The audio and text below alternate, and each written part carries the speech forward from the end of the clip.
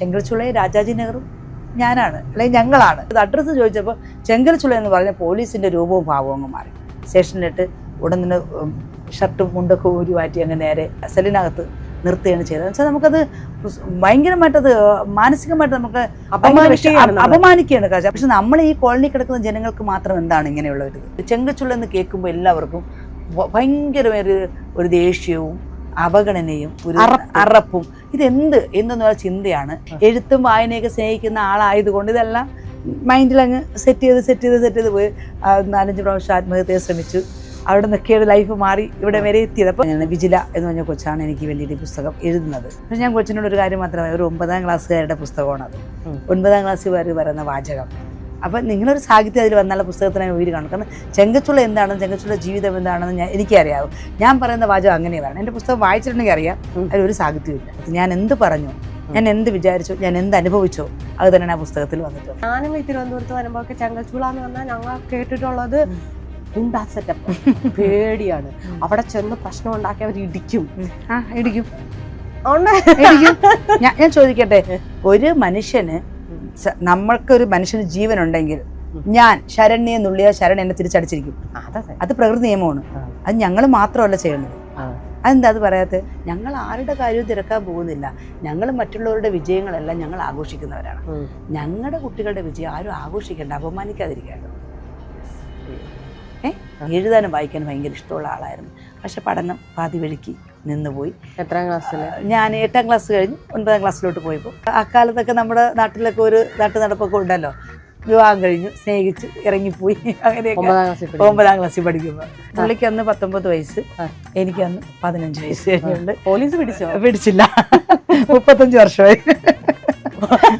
35 വർഷമായിട്ട് പോലീസ് പിടിച്ചില്ല. ഇന്ന് ഒരു പള്ളിയിലും കോവിലൊന്നും രജിസ്റ്റർ ചെയ്തിട്ടില്ല. ജീവിക്കുകയാണ് ഒരുമിച്ച്. ധനുജകുമാരി ചേച്ചിയാണ് എന്നോടൊപ്പം ഉള്ളത്. നമസ്കാരം ചേച്ചി. നമസ്കാരം ചേച്ചി. ഞാൻ കുറേ നാളായി കാണുന്നത്. ചേച്ചി പുസ്തകം എഴുതി, ചേച്ചിയുടെ പുസ്തക പ്രകാശനം നടത്തി എന്ന് അറിഞ്ഞപ്പോൾ തന്നെ ഞാനിങ്ങനെ ഈ സോഫ്റ്റ് സ്റ്റോറീസ് ചെയ്യുന്നതുകൊണ്ട് എനിക്ക് ഒരുപാട് പേര് അയച്ചു തന്നു. അപ്പം ചെങ്കൽച്ചുളയെന്ന് ഒരു ചേച്ചി സാധാരണക്കാരിയുടെ ജീവിതം പുസ്തകമായി എന്നുള്ളത് ഭയങ്കര സന്തോഷം. അപ്പം നോക്കിയപ്പോൾ എല്ലാ ആൾക്കാരൊക്കെ ചേച്ചിക്ക് സ്വീകരണങ്ങൾ, മറ്റേ ജെണ്ടുമല്ലി പൂക്കൾ കൊണ്ട് ചേച്ചിക്ക് നിൽക്കാൻ പറ്റാത്ത അവസ്ഥ. അപ്പം എനിക്ക് കാണാൻ പറ്റിയില്ല. അത് കഴിഞ്ഞ് ഡാൻഡ്ര വരുന്നു. കുറച്ച് നാൾ കഴിഞ്ഞപ്പോൾ ഇത് പുസ്തകമാകുന്നു, പിള്ളേർക്ക് പഠിക്കാം. അപ്പോഴും നമുക്ക് ഭയങ്കര സന്തോഷം. ഇത് അനുഭവങ്ങൾ അതെങ്ങനെയാണെന്ന് പുസ്തകങ്ങളാണെന്ന് സന്തോഷമായേ. അപ്പോഴും കാണാൻ വരാൻ പറ്റിയിട്ട് നടന്നില്ല ചേച്ചി. ഇന്നാണ് സമയം, ഇന്നാണ് ആ സുദിനം. അപ്പൊ ചേച്ചി ഭയങ്കര സന്തോഷം. എനിക്ക് സന്തോഷമാണ്. എന്താണെന്നറിയില്ല, എനിക്ക് എന്നെ പറഞ്ഞറിയിക്കേണ്ടത് ചേച്ചിക്ക് മനസ്സിലാവും തോന്നുന്നു. എന്റെ ഫേസിലും വാക്കിലും ഒക്കെ നിങ്ങളെ കണ്ടതിൽ സന്തോഷമുണ്ട്. ഞാൻ ആ വീഡിയോ കാണുമ്പോഴേ ചേച്ചിനെ ആദ്യം കാണിക്കുന്നത് എന്നറിയാവോ, മറ്റേ ഹരിതകർമ്മസേനയുടെ കിറ്റൊക്കെ പിടിച്ചിട്ട്. ആക്ച്വലി ഞാൻ അതിനോടൊക്കെ ഭയങ്കര എന്ന് വെച്ചാൽ ഹരിതകർമ്മസേനയോട് എതിർപ്പെന്നല്ല, ഒരു സ്റ്റോറി ചെയ്യുമ്പോൾ നമ്മൾ ഇതാണെന്ന് രജിസ്റ്റർ ചെയ്യുന്നത്. നിങ്ങൾ പറഞ്ഞാലും അത് നിങ്ങൾ ചെയ്യുന്ന ജോലി ഇതാണ്, നമുക്ക് ഓക്കെയാണ്. എനിക്ക് അങ്ങനെയോടൊന്നും ഇതില്ല. പേരൂർക്കട മോഷണം ഞാൻ ജോലി ചെയ്യുന്ന അതേ സ്ഥലമാണ്. ഈ വിഷയം നടക്കുന്ന അവിടെയാണ്. ചേച്ചിയുടെ ലൈഫിലും അതുമായിട്ടൊരു കണക്ഷൻ ഉണ്ട്. അല്ല, ചേച്ചിയുടെ ഹസ്ബൻഡിന് ഇതുപോലെ പോലീസ് പിടിച്ചോണ്ട്, മോഷണം എന്നല്ല എന്ന് വെച്ചാൽ പോലീസ് പിടിച്ചോണ്ട് പോയി. അവിടെ നിന്ന് തുടങ്ങിയ ഒരു പോരാട്ടമാണ്. ചേച്ചിക്ക് ആ കഥയൊന്ന് പറയാൻ പറ്റും? നമുക്ക് പുസ്തകത്തിലേക്ക് വരാം. അതിന് മുന്നേ ഞാൻ പറഞ്ഞില്ലേ, ഞാൻ ചെങ്കൽച്ചുള തന്നെ ജനിച്ചു വളർന്ന ഒരാളാണ്. ഞാൻ എപ്പോഴും ചെങ്കൽച്ചുള എന്ന് പറയുന്നത് രാജാജി നഗറാണ്. പക്ഷെ എങ്കിൽ പോലും എനിക്ക് ചെങ്കൽച്ചുള എന്ന് പറയുമ്പോൾ ഒരു പ്രത്യേകതരം ഒരു ഒരു അഭിമാനം എനിക്ക് വരും. കാരണം ആ ഒരു പേരിൻ്റെ പലപ്പോഴും പലരും അത് ഇന്നും നമ്മൾ ചെങ്കൽച്ചുള എന്ന് പറയുമ്പോൾ വീണ്ടും നമ്മളിങ്ങോട്ട് അടിച്ച് രജിസ്റ്റർ ചെയ്ത് ഏൽപ്പിക്കും പോലെ രാജാജി നഗർ എന്ന് പറയും. ആ രാജാജി നഗറിനെ ഇഷ്ടപ്പെടുന്നു. ചെങ്കൽച്ചുളയും രാജാജി നഗറും ഞാനാണ്, അല്ലെങ്കിൽ ഞങ്ങളാണ്. അത് ഞാൻ ഇഷ്ടപ്പെടുന്നു. പക്ഷേ നമ്മൾ ഒന്നിൻ്റെ പേരിലും നമ്മൾ മാറേണ്ട ആവശ്യമില്ല. ഒന്നിൻ്റെ പേരിലും ഒരു സ്ഥലത്തിൻ്റെ പേര് മാറിയാൽ ആ സ്ഥലത്തുള്ള ജനങ്ങൾ മൊത്തം, അല്ലെങ്കിൽ ആ ഒരു സമൂഹം മൊത്തം മാറണമെന്നില്ല, അല്ലേ? അവിടെ താമസിക്കുന്ന ജനങ്ങൾ എന്താണ്, അവരെങ്ങനെയാണ് എന്ന് നമ്മൾ അടുത്തെറിഞ്ഞാലേ പറ്റത്തുള്ളൂ. അപ്പം നേരത്തെ എൻ്റെ ഹസ്ബൻഡിൻ്റെ കാര്യം പറഞ്ഞതുകൊണ്ട് മാത്രം ഞാൻ പറയുന്നത്, പുള്ളി 48 മണിക്കൂർ 2007 ഇങ്ങനെ ഇൻഡസ്ട്രി കോണിനോട് ചെണ്ടമേളം ഒറ്റയ്ക്ക് അവതരിപ്പിച്ച ഒരാളാണ്. VGT കളിലായിരുന്ന പ്രോഗ്രാമൊക്കെ നടന്ന, അതൊക്കെ ഒരു വലിയ സ്റ്റോറിയാണ്. അതൊക്കെ ഞാൻ പുസ്തകത്തിൽ എഴുതിയിട്ടുണ്ട്, അതിനെക്കുറിച്ചൊക്കെ എഴുതിയിട്ടുണ്ട്. പക്ഷേ യാതൊരു പ്രശ്നത്തിനും പോകുന്ന ഒരാളല്ല. ചെങ്കൽച്ചുള ജനിച്ചു വളർന്ന ആളാണ്. അന്നൊരു പ്രോഗ്രാമിന് വേണ്ടിയിരുന്ന ഒരു ഞായറാഴ്ചയായിരുന്നു. പുള്ളി ഇങ്ങനെ നമ്മുടെ ഈ പത്മനാഭ സ്വാമി ക്ഷേത്രത്തിന് തൊട്ടടുത്തുള്ള ആ സ്ഥലത്തൊരു പ്രോഗ്രാമിന് അഡ്വാൻസ് വാങ്ങാൻ വേണ്ടി പോയത്. അപ്പോൾ പുള്ളി സിഗരറ്റ് കുടിക്കുന്ന ഒരാളാണ്. അത് വേറെ മദ്യപിച്ചിട്ട് വരുന്നു, പിന്നെ അതിൽ നിന്നെല്ലാം മാറി വന്ന ഒരാളാണ്. അപ്പോൾ കുടിക്കുന്ന ഒരാളൊന്നും അല്ല. അപ്പം ഞായറാഴ്ചയാണെന്ന് ഒതുങ്ങി നിന്ന് പുള്ളി പോയ വണ്ടിയിൽ പെട്രോൾ തീർന്നു പോയി. പെട്രോൾ വാങ്ങാൻ വേണ്ടി കൂടെ ഉണ്ടായിരുന്ന പയ്യൻ പെട്രോൾ പമ്പിലോട്ടും പോയി വണ്ടിയുടെ തൊട്ടടുത്ത് മാറി നിന്ന് സിഗരറ്റ് കുടിച്ചുകൊണ്ടിരിക്കുകയായിരുന്നു. സ്വാഭാവികമായിട്ട് അതുവഴി പോലീസ് വണ്ടി വന്നു. അന്ന് ഹോളിഡേ ആയിരുന്നു, ഞായറാഴ്ച ആയതുകൊണ്ട് വണ്ടി ചവിട്ടി നിർത്തി ചോദിച്ചു എന്താണ് എവിടെയാണെന്നൊക്കെ ചോദിച്ച്.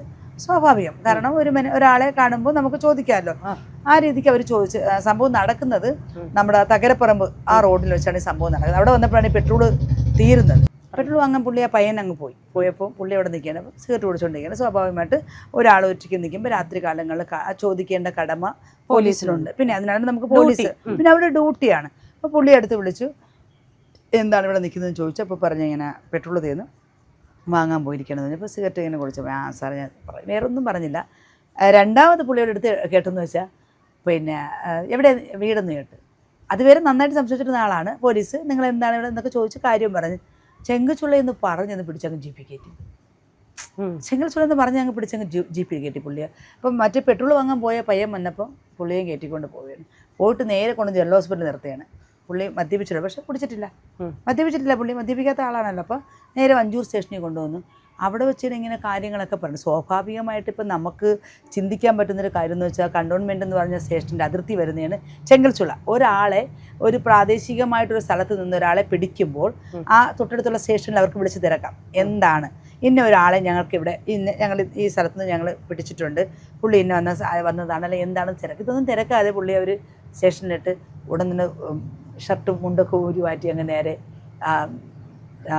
സെല്ലിനകത്ത് നിർത്തുകയാണ് ചെയ്തത്. വെച്ചാൽ നമുക്കത് ഭയങ്കരമായിട്ടത് മാനസികമായിട്ട് നമുക്ക് അപമാനിക്കുകയാണ് കാശ്. അപ്പോൾ പുള്ളി പറയുകയാണ് ഞാനൊരു ആർട്ടിസ്റ്റാണ്, ഞാനൊരു ചെണ്ട ആർട്ടിസ്റ്റാണ്, ഞാനൊരു പ്രശ്നത്തിന് പോകുന്ന ആളല്ല.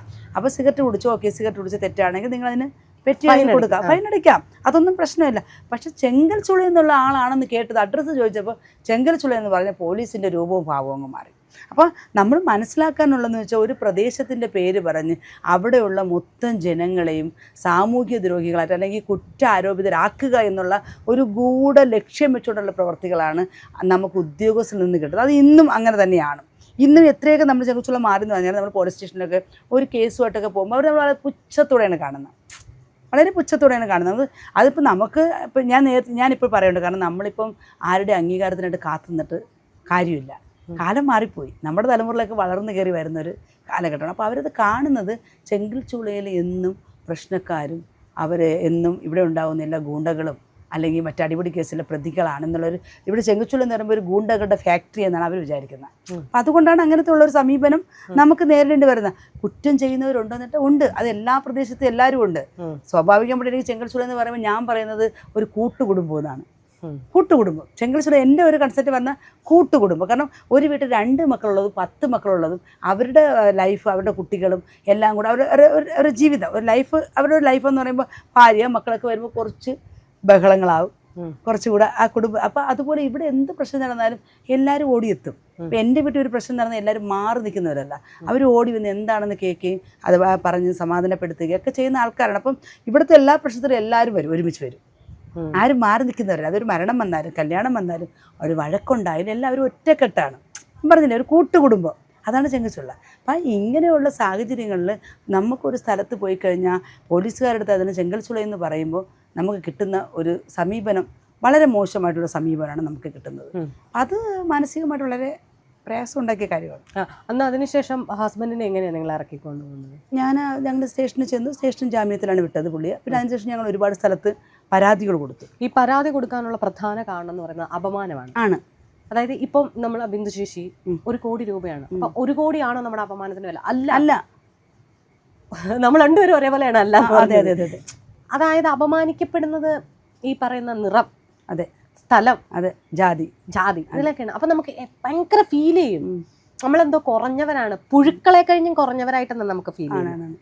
ഇപ്പൊ ആ ചേച്ചീനെ ആ ഒരു സിസ്റ്റത്തിൽ അങ്ങനെ രാത്രി വെള്ളം പോലും കൊടുക്കാണ്ടാണ്. എന്തിനാണ് വെള്ളം പോലും കൊടുക്കാണ്ട് കൊലപാതകം നടത്തി അല്ലെങ്കിൽ എന്തിന്റെ പേര് വന്ന ഒരാളോട് ഒരു മനുഷ്യത്വപരമായിട്ടൊരു കാര്യം അത് ചെയ്യില്ലല്ലോ. അപ്പൊ ചേച്ചി അതിനുശേഷം പോരാടി എന്നാണ് ഞാൻ വായിച്ചത് ഭർത്താവിന് വേണ്ടി. ഈ ഒരു ഇതില് ഹസ്ബൻഡ് ഒരു ആർട്ടിസ്റ്റ് ആണെന്ന് പറഞ്ഞിട്ടും കലാകാരനാണെന്ന് പറഞ്ഞിട്ടും വിടാണ്ട് വെച്ചിരുന്നു. തിരിച്ച് ചേച്ചി ഇറങ്ങി അതിനുശേഷം എങ്ങനെയായിരുന്നു പോരാട്ടങ്ങൾ? ഞാൻ പരാതികൾ കൊടുത്തു, സി ഐക്ക് പരാതി കൊടുത്തു, കമ്മീഷണർ ഓഫീസിൽ പരാതി കൊടുത്തു. അവിടെയെല്ലാം ഞങ്ങൾ പരാതിയായിട്ട് പോയി. അവർ വിളിച്ച് അന്വേഷിച്ചു. അപ്പം സ്വാഭാവികമായിട്ട് നമ്മൾ അവരുടെ ഡിപ്പാർട്ട്മെൻറ്റിലെ കാര്യമാകുമ്പോൾ ചിലപ്പോഴും അവർ അവരുടെ ഒരു ഭാഗം കാണുമല്ലോ. പിന്നെ അതിനെക്കുറിച്ച് എന്താണ് സംഭവിച്ചതെന്നുള്ളത് നമുക്ക് പിന്നെ അറിയത്തില്ല. എത്ര വർഷമായി? ഇപ്പം ഒരു 10-12 വർഷമാവും ഇപ്പം സംഭവം നടന്നിട്ട്. അതിനുശേഷം ഈ പോലീസ് ഉദ്യോഗസ്ഥന് നേരെ ഇവർ ആക്ഷൻ എടുത്തോന്നോ ഇല്ലെന്നോ ഒന്നും ഞങ്ങൾക്ക് അറിയത്തില്ല. നമ്മൾ അറിയിച്ചിട്ടുമില്ല. ഞങ്ങളെ വിളിച്ചു, ഞങ്ങൾ കൊടുത്ത പരാതിക്ക് മേൽ വിളിച്ചു, ഇങ്ങനെയാണ് കാര്യങ്ങളെന്നൊക്കെ പറഞ്ഞ് ഞങ്ങൾ വിട്ടു. ഒരു 10-12 വർഷം അവിടെ പോലൊരു നീതി കിട്ടിയിട്ടില്ല. കിട്ടിയിട്ടില്ലെന്നാണ് ഞാൻ വിശ്വസിക്കുന്നത്. കാരണം എങ്കിൽ നമ്മൾ അറിയിക്കുമായിരുന്നല്ലോ.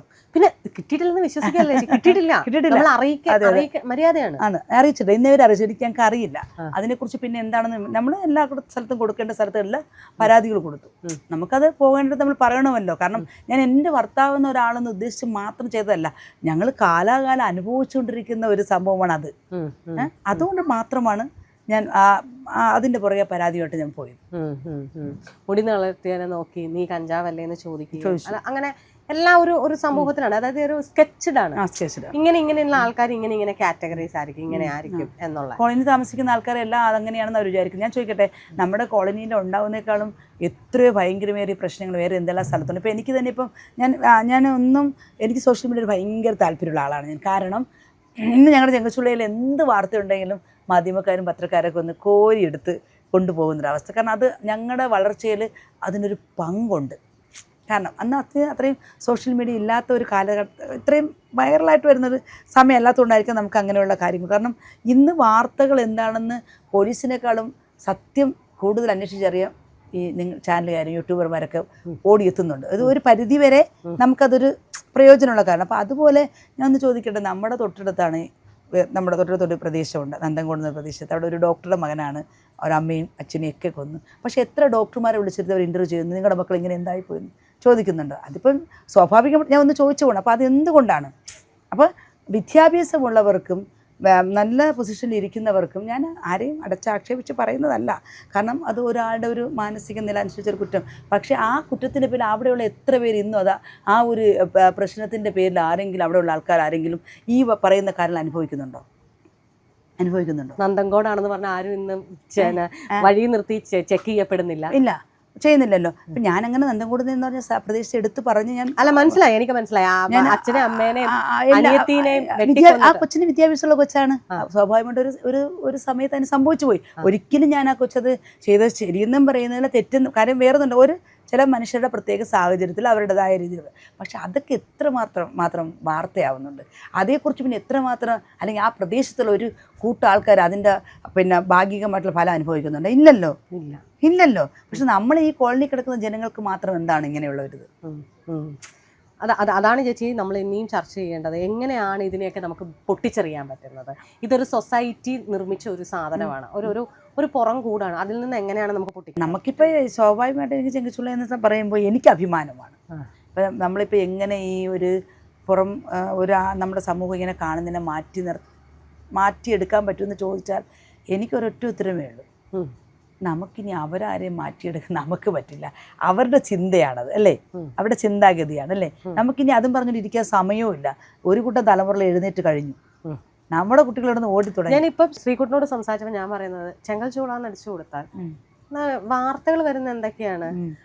പിന്നെ പിള്ളേർ റീക്രിയേറ്റ് ചെയ്തത്, ശ്രീകുട്ടൻ്റേത്, സ്നേഹമോൾക്ക് അവാർഡ് കിട്ടിയത്, ചേച്ചി, അങ്ങനെയാണ് വാർത്തകൾ വരുന്നത്. മനസ്സിലാവുന്നതാണ്. അല്ലാണ്ട് വെട്ടോ കുത്തോ മോഷണോ കൊലപാതകോ ഗുണ്ടോ ഒന്നും അല്ല. പക്ഷെ എന്നാൽ പോലും ഇന്നും ജനങ്ങൾ അതിനെയൊക്കെ മറന്ന് കൊണ്ട് ചെയ്യും പോലെയാണ് നമ്മളെ വീണ്ടും പല സ്ഥലങ്ങളിലും അപമാനിക്കപ്പെടുന്നത്. അപ്പൊ നമ്മൾ അപമാനിക്കാൻ നിന്ന് കൊടുക്കുന്നില്ലല്ലോ. പിന്നെ ഈ പോക്കിലാണോ ചേച്ചിയുടെ ഭർത്താവിന് വേണ്ടിയിട്ടുള്ള അല്ലെങ്കിൽ നീതി നിഷേധിക്കപ്പെട്ട ഈ യാത്രയിൽ നിന്നാണ് ചേച്ചി ഈ പുസ്തകത്തിലേക്കുള്ള ഒരു തുടക്കം എന്ന് പറയുന്നത്? അല്ല. പിന്നെ അല്ല, എൻ്റെ പുസ്തകത്തിന്റെ തുടക്കം അതല്ല. ഞാൻ പുസ്തകം എഴുതിയ ശേഷമാണ് ഈ സംഭവം ഉണ്ടായത്. പുസ്തകം എഴുതിയതിന് ശേഷമാണ് ഇതുണ്ടായത്. എൻ്റെ തുടക്കം അങ്ങനെയല്ല. ഞാൻ ജനിച്ചു വളർന്ന നാട് തൊട്ട്, എനിക്ക് അറിവായ നാൾ തൊട്ട് ഞാൻ കേൾക്കുന്നൊരു പേരാണ് ചെങ്കൽച്ചൂള എന്ന് പറയുമ്പോൾ പുച്ഛത്തോടെ കാണുക, മാറ്റി നിർത്തുക, അല്ലെങ്കിൽ ഒരു ഭയം. ചിലരുടെ മുഖത്ത് ഭയമുണ്ടാകും. കാരണം ഇന്നൊക്കെ എന്നോട് ഒരുപാട് വാഹനങ്ങളൊക്കെ ആയത്. നമ്മളൊന്ന് ഒരു സ്ഥലത്ത് പോയി കഴിഞ്ഞാൽ നമുക്ക് തിരിച്ച് നമ്മുടെ ചെങ്കൽച്ചൂളയിൽ ആ വാഹനത്തിൽ വരണമെന്നുണ്ടെങ്കിൽ, ഒരു ഓട്ടോറിക്ഷ പിടിക്കണമെങ്കിൽ ഞങ്ങൾ 4 പേര് പറയും. ഒന്ന് model school, housing board, Panavila, കൈത്തറി ജംഗ്ഷൻ എന്ന് വെച്ചാൽ സ്ട്രൈറ്റായിട്ട് ചെങ്കൽച്ചുള എന്ന് പറയാൻ പറ്റത്തില്ല. ഓട്ടോ വരില്ല, അവർക്ക് ഭയമാണ്, ഭയമാണ്. അപ്പൊ ഇതൊക്കെ ഞാനിങ്ങനെ എൻ്റെ കുഞ്ഞുനാൾ തൊട്ടേ ഞാനിത് ചിന്തിക്കാൻ തുടങ്ങി. എന്താണ് കാരണം, എന്താണ്? ഇപ്പം എനിക്ക് ചെങ്കൽച്ചുള നോക്കിയിട്ട് അങ്ങനെ ഒന്നും തോന്നിയില്ല. ചെങ്കൽച്ചുളയ്ക്കകത്ത് ഞാൻ വളർന്നു വന്ന കാലത്ത് എനിക്ക് വളരും തോറും എൻ്റെ ചെങ്കൽച്ചുളയ്ക്കകത്ത് എന്ന് പറഞ്ഞാൽ സ്നേഹമുള്ള ആൾക്കാർ, ഞങ്ങൾ എന്താണോ ഞങ്ങളത് റിയലായിട്ട് പുറത്ത് കാണിക്കുന്നവരാണ്. ഇപ്പം ഞങ്ങൾക്ക് വഴക്ക് കൂടണമെങ്കിൽ ഞങ്ങളത് അടിച്ചു പൊളിച്ചങ്ങ് വലിച്ച വായിക്കങ്ങ് പലതും പറയും. എങ്ങനെ ഇപ്പോൾ എനിക്ക് ശരണ്യ ഇവിടെ ഇരിക്കുകയാണെന്ന് പറഞ്ഞാൽ ഞാൻ എൻ്റെ ഇമോഷണൽ കാണിക്കാതിരിക്കില്ല. ഞങ്ങളങ്ങ് വഴക്ക് കൂടും. കുറച്ച് കഴിഞ്ഞ് ഞങ്ങളുടെ വീട് തൊട്ടടുത്ത വീട്ടിലൊരു വിളിയേട്ടെ അവിടെ ഓടി ചെന്ന് കയറുന്നത് ഞാനായിരിക്കും. അതാണ് ഞങ്ങളുടെ കോളേജ്. അപ്പം എനിക്ക് മനസ്സിലായില്ല ഇത് എന്തുകൊണ്ടാണ് ഇങ്ങനെ കാണുന്നുള്ളത്, എനിക്ക് പിടിയിട്ടിട്ടില്ല. അപ്പം ആ നാൾ തൊട്ട് ഞാൻ ശ്രദ്ധിച്ചിട്ടുണ്ട്. അപ്പം പഠനത്തിനോട്ട് പോകുമ്പോൾ ഒരു വീട് കഴിഞ്ഞാൽ ഒരു കുട്ടിക്ക് ഏറ്റവും നല്ല പാഠങ്ങൾ കിട്ടുന്ന അധ്യാപകരിൽ നിന്നാണ് അല്ലേ. ആ അധ്യാപകരിൽ നിന്ന് പോലും കോളനി എന്ന് പറഞ്ഞ് മാറ്റി നിർത്തുന്ന ഒരവസ്ഥ ഞങ്ങൾക്കുണ്ടായിട്ടുണ്ട്. അപ്പം അതൊക്കെ എൻ്റെ മനസ്സിനെ ചിന്തിപ്പിക്കാൻ തുടങ്ങിയിട്ടുണ്ട്. മനസ്സിലായില്ലേ? അത് ഞാൻ എൻ്റെ കുഞ്ഞുനാൾ തൊട്ടേ ഞാൻ അത് രജിസ്റ്റർ ചെയ്ത് പോകുന്ന ഒരാളായിരുന്നു.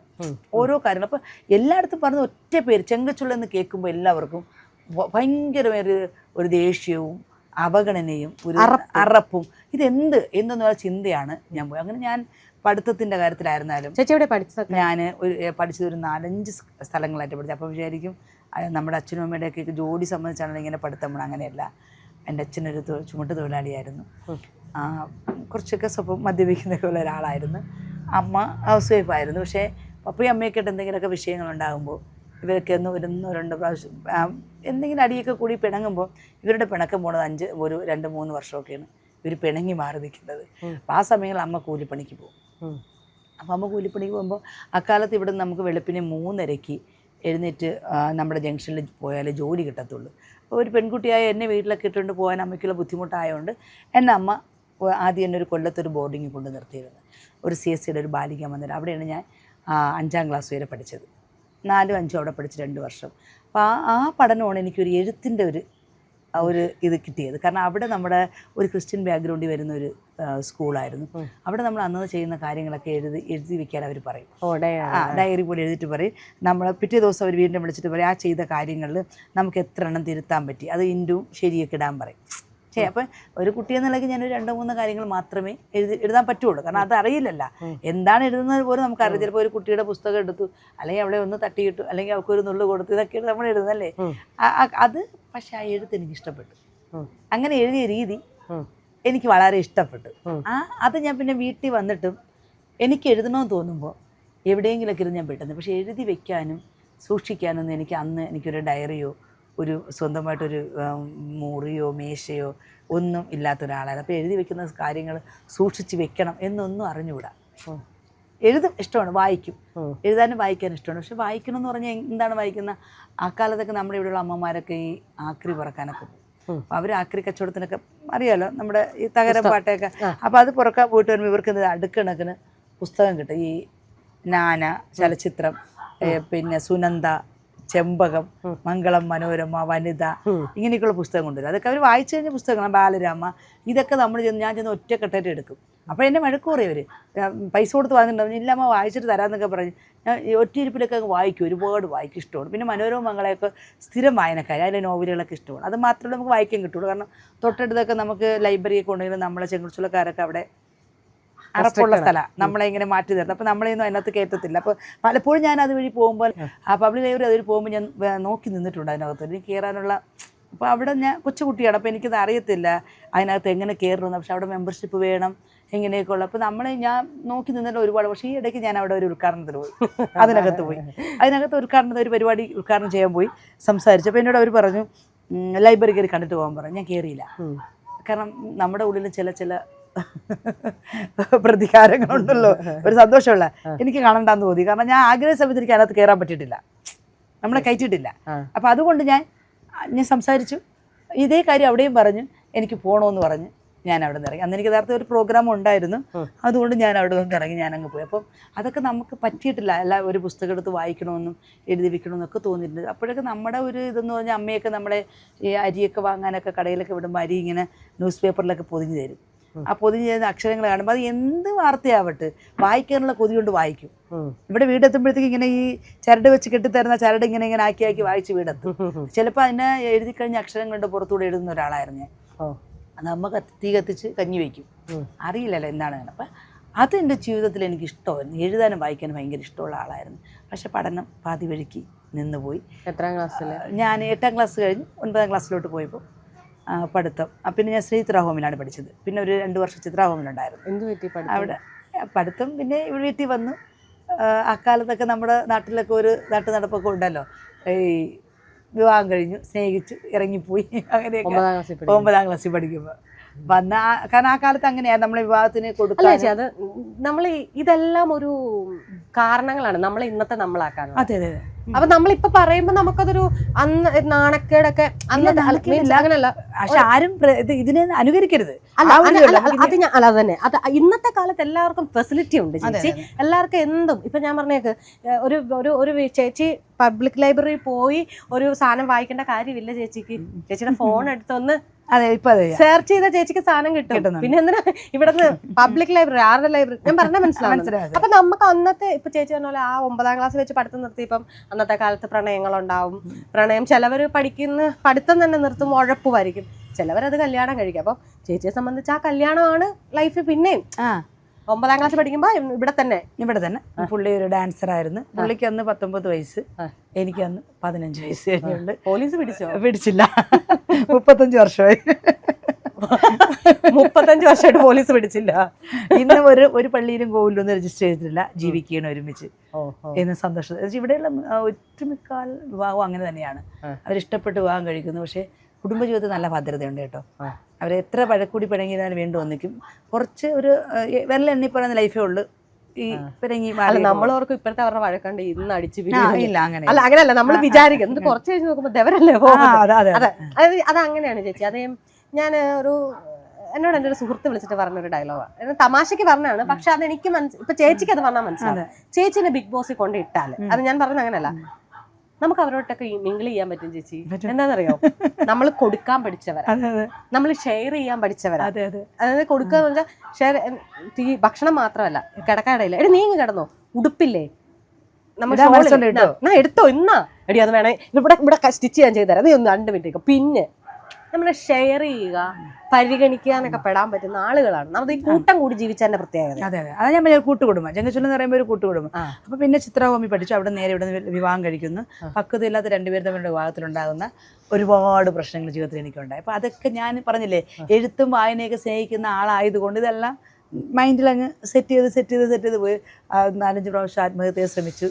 അവിടെ നിൽക്കിയത് ലൈഫ് മാറി ഇവിടെ വരെ എത്തിയത്. അപ്പോൾ ഇതിനിടയ്ക്ക് കൂടെ ഇത് എൻ്റെ ലൈഫ് മാത്രമല്ല, ഇതിനിടയ്ക്ക് കൂടെ തന്നെയാണ് ഞാൻ നോക്കിക്കാണുമ്പോൾ എൻ്റെ സമൂഹത്തിൽ എൻ്റെ ഈ ചെങ്കച്ചുളയ്ക്കകത്ത് വരുന്ന ഒരുപാട് തലമുറകൾ അടിച്ചമർത്തപ്പെട്ടു പോകുന്നു. അവരുടെ വിദ്യാഭ്യാസത്തിൽ, അവർ വളർന്നു വരുന്ന വളർച്ചയിലെല്ലാം മുരടിച്ചു പോകുന്നൊരാവശ്യം. അപ്പോൾ ഇതൊക്കെ ഞാൻ കണ്ടതും ഞാൻ അനുഭവിച്ചതും എൻ്റെ കോളനിക്കകത്തുള്ള കോളനിക്കാരാകുന്ന ആൾക്കാർക്കുണ്ടാകുന്ന വ്യക്തിപരമായും ഇത് നമ്മുടെ കോളനി ബേസ് ചെയ്ത് ഉണ്ടാകുന്ന ആ ഒരു അപമാനമാണ് എന്നെ ഒരു പുസ്തകം രൂപത്തിലാക്കാൻ എന്നെ പ്രേരിപ്പിച്ചത്. ഒരിക്കലും പുസ്തകം എഴുതുമെന്ന് വിചാരിച്ച ആളല്ല. നമ്മുടെ PP സത്യൻ എന്ന് പറഞ്ഞ മാധ്യമത്തിൻ്റെ എഴുത്തുകാരുണ്ട്. സത്യേട്ടനാണ് ഇവിടെ ഇടം സാംസ്കാരിക പരിപാടി എന്ന് പറഞ്ഞൊരു പരിപാടി കൊണ്ടുവന്നു. അപ്പോൾ അത് സമൂഹത്തിലിറങ്ങി അവിടെയുള്ള ആൾക്കാരുമായിട്ടുള്ള എഴുത്തുകാരോ അല്ലെങ്കിൽ അവിടെ ഏത് മേഖലയിൽ നിൽക്കുന്ന ആൾക്കാരെ കൂടെ ഉൾപ്പെടുത്തിച്ചുകൊണ്ടൊരു പ്രോഗ്രാം ചെയ്യാൻ വന്നു. അപ്പോൾ എനിക്ക് ഈ വരുന്ന ആൾക്കാരുടെ അടുത്തൊക്കെ ഭയങ്കര ദേഷ്യമാണ്. കാരണം എന്ന് വെച്ചാൽ ഞങ്ങളുടെ കോളനിയിൽ വരുന്ന ആൾക്കാരുടെ അടുത്ത് എല്ലാം ഇവിടെയുള്ള അമ്മമാരൊക്കെ നമ്മുടെ ബുദ്ധിമുട്ടും പ്രയാസങ്ങളൊക്കെ അങ്ങ് പറയും, അങ്ങനെയാണ് ഇങ്ങനെ. അപ്പോൾ ഇവരുടെ ചിന്തയെന്ന് വെച്ചാൽ ഇവർ പോയി ഇപ്പോൾ ഈ കാര്യങ്ങളെല്ലാം സാധിച്ചിരുന്നു. ഒരിക്കലല്ല, അവർ വരുന്ന ഒരു പക്ഷേ അവരുടെ വിദ്യാഭ്യാസത്തിന് വേണ്ടിയായിരിക്കും, അല്ലെങ്കിൽ അവരുടെ ഒരു പ്രോജക്റ്റിന് വേണ്ടിയായിരിക്കും. അപ്പോൾ ഇതൊക്കെ ഞാൻ കാണുന്നുണ്ട്. ഇവർ വന്നപ്പോൾ ഇവരോട് ഞാൻ കുറച്ച് കയർത്ത് സംസാരിച്ചു. ഞാൻ നിങ്ങളുടെ ഒരു പരിപാടി നടത്താൻ ഞങ്ങൾ വന്നിരിക്കണം, അത് കഴിഞ്ഞ് കോളനിക്കകത്ത് എന്താണ് നടക്കുന്നത് നിങ്ങൾക്കാർക്കും അറിയില്ല എന്ന് പറഞ്ഞു. അപ്പോഴാണ് സത്യേട്ടനാണ് എൻ്റെ പറഞ്ഞത്, ധനഞ്ജുമാരി ഒരു കാര്യം ചെയ്യണം. ധനഞ്ജുമാരി പറഞ്ഞ കാര്യങ്ങളൊക്കെ നിങ്ങൾ പറഞ്ഞ അതേ വികാരത്തോടെ ഞങ്ങൾ ഉൾക്കൊള്ളുന്നു. ധനഞ്ജുമാരിക്ക് ഇതൊക്കെ ഒരു പുസ്തകമാക്കിക്കൂടെ? കാരണം നമ്മൾ പറയുന്നതിനേക്കാൾ എഴുതി വെക്കുന്ന കാര്യങ്ങൾ 100 വർഷം കഴിഞ്ഞാലും ശ്രദ്ധിക്കപ്പെടും. ആരെങ്കിലും ഒരാൾ വായിക്കും. ആ വായിക്കുന്ന ഒരാൾക്ക് ഈ സമൂഹത്തിൽ എന്തെങ്കിലും ചെയ്യാൻ പറ്റുന്ന ഒരു പുള്ളിയായിരിക്കാം. അപ്പോൾ അവരുടെ മനസ്സിലും തോന്നിയാൽ അവർ ചെങ്കൽശ്ശേരിയെ കുറിച്ച് അന്വേഷിക്കും, അവർ സെർച്ച് ചെയ്യും. നിങ്ങൾക്ക് ഇന്നല്ലെങ്കിൽ ഇനി വളർന്ന ഒരു തലമുറയ്ക്ക് അതൊരു അവരുടെ വളർച്ചയ്ക്ക് അതൊരു കാരണമാകും. അങ്ങനെയാണ് ആ പുസ്തകം എഴുതുന്നത് തീരുമാനിക്കുക. അങ്ങനെയാണ് വിജില എന്ന് പറഞ്ഞ കൊച്ചാണ് എനിക്ക് വേണ്ടിയിട്ട് ഈ പുസ്തകം എഴുതുന്നത്. ആ പുള്ളിയോടാണ് ഞാൻ കാര്യങ്ങൾ, എനിക്ക് ഇത്രയും വർഷത്തെ കാര്യം പെട്ടെന്ന് എഴുതാൻ പറ്റത്തില്ല, കുറച്ച് ഭാഗം ഞാൻ എഴുതി കൊടുത്തു. കുട്ടിയാണ് വിജില ചെറുപ്പാട്. ആ കുട്ടിയാണ് ആ പുസ്തകം കേട്ടെഴുതി. അപ്പോൾ നല്ല എഴുത്തുകാരിയുടെ കവിയത്രിയാണ്. പക്ഷേ ഞാൻ കൊച്ചിനോട് ഒരു കാര്യം മാത്രമേ, ഒരു 9ാം ക്ലാസ്സുകാരുടെ പുസ്തകമാണത്. 9ാം ക്ലാസ്സിൽ വരെ പറയുന്ന വാചകം. അപ്പം നിങ്ങളൊരു സാഹിത്യം അതിൽ വന്നുള്ള പുസ്തകത്തിന് ഉയരി കാണും. കാരണം ചെങ്കച്ചുള്ള എന്താണെന്ന്, ചെങ്കച്ചുള്ള ജീവിതം എന്താണെന്ന് എനിക്കറിയാവും. ഞാൻ പറയുന്ന വാചകം അങ്ങനെ പറയണം. എൻ്റെ പുസ്തകം വായിച്ചിട്ടുണ്ടെങ്കിൽ അറിയാം അതിലൊരു സാഹിത്യമില്ല. ഇങ്ങനെ ഈ പറയുന്ന സംസാരം തന്നെയാണ് അതിലുള്ളതൊക്കെ. അങ്ങനെ തന്നെ അതിൽ ആ കൊച്ചു 100% സത്യസന്ധത പുലർത്തി. ഞാൻ എന്ത് പറഞ്ഞു, ഞാൻ എന്ത് വിചാരിച്ചു, ഞാൻ എന്ത് അനുഭവിച്ചോ അത് തന്നെയാണ് ആ പുസ്തകത്തിൽ വന്നിട്ടുണ്ട്. ചേച്ചി, എൻ്റെ ചെങ്കൽച്ചൂളയിലെ ജീവിതകഥ ഞാൻ പറഞ്ഞില്ല, ഞാനും ഈ തിരുവനന്തപുരത്ത് വരുമ്പോൾ ഒക്കെ ചെങ്കൽച്ചൂള എന്ന് പറഞ്ഞാൽ ഞങ്ങൾ കേട്ടിട്ടുള്ളത് ഗുണ്ടാ സെറ്റപ്പ്, പേടിയാണ്. അവിടെ ചെന്ന് പ്രശ്നം ഉണ്ടാക്കി അവർ ഇടിക്കും. ഇടിക്കും. ഞാൻ ചോദിക്കട്ടെ, ഒരു മനുഷ്യന് നമ്മൾക്കൊരു മനുഷ്യന് ജീവനുണ്ടെങ്കിൽ ഞാൻ ശരണ്യെ നുള്ളിയ ശരൺ എന്നെ തിരിച്ചടിച്ചിരിക്കും. അത് പ്രകൃതി നിയമമാണ്. അത് ഞങ്ങൾ മാത്രമല്ല ചെയ്യേണ്ടത്. അതെന്താ അത് പറയാത്തെ? അല്ല, ഞാൻ നമ്മൾ രജിസ്റ്റർ ചെയ്ത് ഇവിടെ വന്ന് പ്രശ്നം ഉണ്ടാക്കിയാലേ അടിക്കുള്ളൂ.